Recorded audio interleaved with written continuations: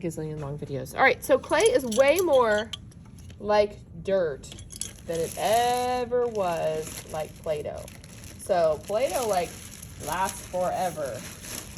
Clay does not. Clay does not like being touched. The more you touch it, the more it degrades. The oils in your hands degrade the clay. So this would be what a Native American was going to make a pot with. They would literally go dig sand out, make it into a pot, put it in a fire, and there you have a pot. So we always go in with a plan. So when I say, hey, you got to start with your sketch, or where's your sketch? Your sketch does a couple things. It helps me to know that you've planned something. Your sketch helps me to get in your head a little bit. It helps me to help you. It also does the most important part, which is turning something around. Sculpture, Picasso said sculpture was the highest art because you have to take all of those elements. A two-dimensional person only has to use them once. You have to use them 360 times. Let's not touch yet, please, okay? So you have to do texture 360 degrees. You have to do lines 360 degrees. So you're having to think about the whole thing rather than just one side. So if my clay is in a block like this, it's wedged. I don't have to wedge it. You're going to be so happy when I open a block and you're like, sweet, I'm good.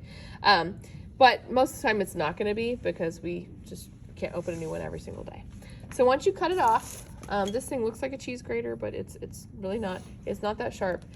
Probably the first big question is, how much do I need? Well, I don't know. It's up to you. It's always different, really, because the amounts are always different. So get what you think you need, and if you need more. I want that piece. Nope, we're not going to do clay right now today, okay? So if you think, just grab what you think, and if you need more, just go ahead and get up and get more.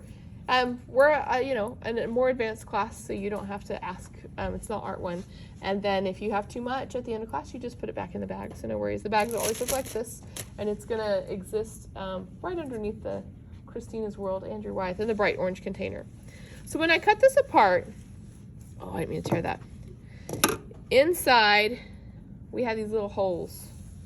That's an air pocket. If I have this air pocket and I build something with this air pocket in here, and then I put it in the kiln, bad things are going to happen. Think about it like mac and cheese at home. If you go to set some water on the stove and boil it, as it gets hotter and hotter, those bubbles get bigger and bigger, right? And that's at like maybe 400 degrees. I'm going to fire your clay to 2,000 degrees, technically 1,800. Is what this specific clay gets fired to. So at 1,800 degrees, if you have a pocket in here, it's going to blow up.